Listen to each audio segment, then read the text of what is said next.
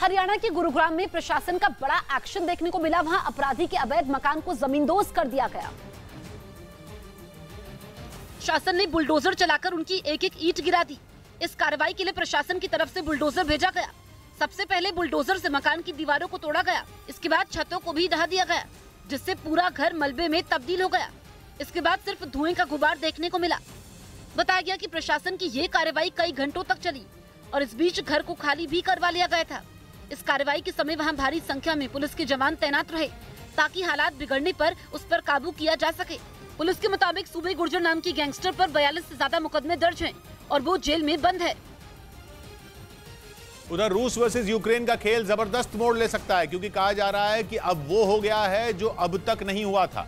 खबर है कि 7 महीने से इस जंग से दूरी बनाए बैठे इजराइल ने यूक्रेन को एंटी ड्रोन सिस्टम दिया है और इजराइल की सैन्य ताकत और तगड़े पीएमईजीपी योजना के तहत 10 लाख लोन लेकर क्या अपना खुद का बिजनेस शुरू करना चाहते हो? इसे लेने के सीक्रेट्स को जानना चाहते हो? तो फ्रीडम ऐप को अभी डाउनलोड कीजिए। हथियारों का दम तो पूरी दुनिया भरती है। एंटी ड्रोन तकनीक के बाजार में तो वो दुनिया का बादशाह माना जाता है। इसलिए इजराइल का एंटी ड्रोन सिस्टम यूक्रेन की किस्मत खोल सकता है।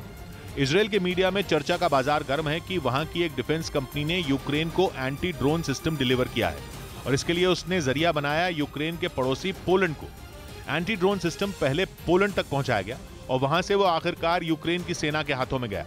इजराइल की कंपनी ने सीधे यूक्रेन को एंटी ड्रोन सिस्टम इसलिए नहीं दिया क्योंकि इजराइल के रक्षा मंत्रालय ने अपनी कंपनियों के यूक्रेन को आधुनिक हथियार बेचने पर रोक लगाई हुई है और anti drone system advance defensive technology है। इसलिए एंटी ड्रोन सिस्टम यूक्रेन को सीधे न बेचकर पोलैंड के रास्ते भिजवाया गया। हालांकि कहा जा रहा है कि इजराइल की सरकार को इस बात की भनक होने के बावजूद उसने इस डील पर अपनी आंखें मूंद ली। इस युद्ध में यह इजराइल का बहुत बड़ा यू टर्न है, क्योंकि इजराइल का अब तक का स्टैंड बिल्कुल साफ रहा है। वो जंग में फूंक फूंक कर कदम रख रहा है। उसने रूस की जंग का विरोध तो किया, लेकिन कभी पुतिन से सीधे उलझने की जरूरत नहीं की। वहीं इजराइल ने यूक्रेन के साथ खड़े होने का दम भी भरा, लेकिन कोई सैन्य मदद नहीं दी। यहाँ तक कि यूक्रेन के मांगने के बावजूद इजराइल ने अपना एयर डिफेंस सिस्टम आयरन डोम उसे नहीं दिया। और तो और इजराइल अपने सबसे बड़े साथी अमेरिका के साथ भी खुलकर खड़ा नहीं हुआ, यानी उसने औपचारिक तौर पर जंग में किसी की भी साइड नहीं ली। इसी वजह से इजराइल के दोहरे रवैये पर यूक्रेन भड़का हुआ था, लेकिन इजराइल के हाथ बंधे हुए हैं। उसकी मजबूरी है सीरिया, क्योंकि वहां ईरान अपनी जड़ें जमाने में लगा है और इजराइल और ईरान का 36 का आंकड़ा तो जग जाहिर है। इसलिए इजराइल सीरिया में ईरान के ठिकानों पर एयर स्ट्राइक करता रहता है, लेकिन सीरिया में ईरान की कमर तोड़ने के लिए इजराइल को रूस का साथ चाहिए। रूस की मर्जी के बिना इजराइल सीरिया में कुछ नहीं कर सकता। यहां दिलचस्प बात यह है कि सीरिया में रूस और ईरान साथ हैं, लेकिन इसके बावजूद रूस ने सीरिया में कभी इजराइल के ईरान पर हमलों का खुलकर विरोध नहीं किया। इसलिए इजराइल रूस से सीधे उलझने का रिस्क नहीं उठा सकता, लेकिन अब ईरान की वजह से ही इजराइल यूक्रेन के युद्ध में एंट्री लेने के लिए मजबूर हो गया, क्योंकि अब यूक्रेन को तबाह करने के लिए उसके आसमान में ईरान के शाहिद 136 ड्रोन मंडराने लगे हैं और ये ड्रोन रूस को ईरान ने सप्लाई किए हैं। रूस ने ईरान के इन ड्रोन से यूक्रेन के कई ठिकानों को निशाना बनाया है। यूक्रेन की सेना भी ईरान के इस ड्रोन से लोहा लेने की तस्वीरें जारी कर चुकी है। वो इजराइल से मदद मांग रहा है कि उसे ईरान के रूस की मदद करने की कोई भी खुफिया जानकारी मिले तो उसे जरूर बताए। रक्षा विशेषज्ञों का मानना है कि यही बात इजराइल को यूक्रेन में भी ईरान को मजा चखाने का बढ़िया मौका लगी, क्योंकि उसका यूक्रेन को दिया एंटी ड्रोन सिस्टम ईरान के ड्रोन के खिलाफ ही इस्तेमाल किया जाएगा। माना जा रहा है कि इसीलिए इजराइल की सरकार अपने यहाँ की कंपनी के एंटी ड्रोन सिस्टम डील से अनजान बन गई, ताकि रूस भी उस पर उंगली न उठा सके और इसका ईरान से बदला लेने का मकसद भी पूरा हो जाए। इधर मध्य प्रदेश के हरदा में कृषि मंत्री कमल पटेल का अलग अंदाज देखने को मिला। वहां एक कार्यक्रम में मंत्री कमल पटेल थिरकते दिखाई दिए।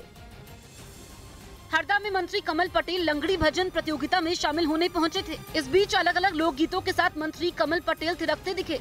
वहीं मंत्री कमल पटेल ने ग्रामीणों के साथ वाद्य यंत्र करताल भी बजाया। दरअसल हरदा के झल्लार इलाके में चल रही लंगड़ी प्रतियोगिता में शामिल होने के लिए मंत्री जी पहुंचे थे, जहां गांव वाले लोकगीत गा रहे थे, जिसके बाद मंत्री जी भी इस कार्यक्रम में शामिल हुए और लोकगीतों के साथ मंत्री कमल पटेल थिरकते दिखाई दिए। इस बीच खबर है कि उत्तर कोरिया के शासक किम जोंग उन को सबक सिखाने के लिए अमेरिका का सबसे ताकतवर जंगी जहाज यूएसएस रोनाल्ड रेगन दक्षिण कोरिया पहुंच चुका है, क्योंकि इसी महीने की शुरुआत में किम ने उत्तर कोरिया को परमाणु संपन्न देश घोषित कर दिया था। और वो अपनी सेना को परमाणु हथियारों के इस्तेमाल की खुली छूट भी दे चुके हैं। इसके साथ ही किम ये भी साफ कर चुके हैं कि वो अपने परमाणु हथियारों को खत्म करने के लिए किसी भी तरह का कोई समझौता नहीं करेंगे, चाहे इसके लिए उन्हें जंग ही क्यों न छेड़नी पड़े। मतलब यह है कि किम किसी भी कीमत पर झुकने के लिए तैयार नहीं है और दावा किया जा रहा है कि अगर उत्तर कोरिया के खिलाफ अमेरिका ने किसी भी तरह का कदम उठाया तो वो एटम बम गिराने से भी नहीं हिचकेंगे। ऐसे में अमेरिका को इस बात का डर सता रहा है कि उसकी दक्षिण कोरिया के साथ होने वाली मिलिट्री ड्रिल से भड़के किम कभी भी न्यूक्लियर टेस्ट कर सकते हैं और इसीलिए उसने अपने सबसे शक्तिशाली जंगी जहाज यूएसएस रोनाल्ड रेगन को दक्षिण कोरिया भेज दिया, जो वहां एक बड़ी मिलिट्री ड्रिल में शामिल होगा। इस ड्रिल का मकसद ही उत्तर कोरिया से युद्ध के लिए हर वक्त तैयार रहना है, ताकि अगर उसने किसी भी तरह की उकसावे की कार्रवाई की तो उसे करारा जवाब दिया जा सके। मतलब यह कि अमेरिका किम की परमाणु धमकी को हल्के में नहीं लेना चाहता। इसीलिए करीब 5 साल बाद उसने दक्षिण कोरिया की नौसेना के साथ मिलकर बड़ा युद्ध अभ्यास करने का फैसला किया। यही नहीं, किम को अपनी ताकत दिखाने के लिए अमेरिका ने अपना सबसे ताकतवर युद्धपोत यूएसएस रोनाल्ड रेगन जापान से दक्षिण कोरिया के बुसान भेज दिया, जो अकेले दम पर किसी भी देश को झुकाने की ताकत रखता है। अमेरिकी युद्धपोत यूएसएस रोनाल्ड रेगन 333 मीटर लंबा है और इसका वजन करीब 97,000 टन है। इस जंगी जहाज पर अमेरिका के सबसे आधुनिक माने जाने वाले F-35B फाइटर जेट तैनात हैं। इस पर लड़ाकू हेलीकॉप्टरों के अलावा करीब 3,000 सैनिक भी दुश्मन के दांत खट्टे करने के लिए हर वक्त तैनात रहते हैं। और दावा है कि परमाणु ऊर्जा से चलने वाला यह एयरक्राफ्ट कैरियर हवा और समंदर दोनों जगह से आ रहे हथियारों का सिग्नल ट्रैक कर सकता है। अमेरिका का यह जंगी जहाज दुश्मन पर हमला करने के साथ ही उसकी खुफिया जानकारी भी जुटा सकता है। और यही वजह है कि यूएसएस रोनाल्ड रेगन के दक्षिण कोरिया पहुंचने से किम की रातों की नींद उड़ गई। उन्हें इस बात की भनक लग चुकी है कि दक्षिण कोरिया के साथ मिलकर अमेरिका उत्तर कोरिया की घेराबंदी करने में जुट गया है, क्योंकि अमेरिका पहले ही ये चेतावनी दे चुका है कि किम कभी भी न्यूक्लियर टेस्ट कर सकते हैं। हालांकि बीते 5 साल में उत्तर कोरिया ने कोई परमाणु परीक्षण नहीं किया है, लेकिन इस महीने की शुरुआत में किम जोंग उन ने अचानक अपने देश को परमाणु संपन्न घोषित कर दिया, जिसके बाद कोरियाई प्रायद्वीप में तनाव बढ़ गया। इसी वजह से किम पर नकेल कसने के लिए अमेरिका और दक्षिण कोरिया मिलिट्री ड्रिल कर रहे हैं, जिसमें शामिल होने के लिए यूएसएस रोनाल्ड रेगन भी पहुंच चुका है।